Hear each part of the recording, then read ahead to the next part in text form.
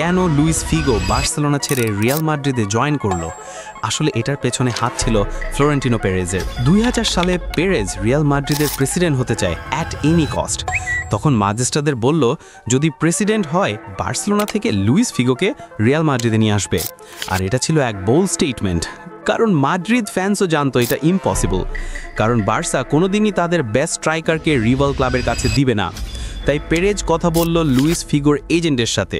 আর জাহানো Luis Figo কন্ট্রাক্টে একটা 60 million পাউন্ডের release clause আছে, যেটা লা লিগাকে দিলে বার্সেলোনা ও লুইস ফিগোকে ধরে রাখতে পারবে না। লুইস ফিগোর কাছে পেরেজ এক কন্ট্রাক্ট পাঠায়, যেটাই ছিল পেরেজের এক মাস্টার প্ল্যান। কন্ট্রাক্টের দুইটা কন্ডিশন ছিল। পেরেজ যদি রিয়াল মাদ্রিদের প্রেসিডেন্ট না হয়, লুইস ফিগ 2.4 মিলিয়ন পাউন্ড পাবে কোনো কারণ ছাড়াই।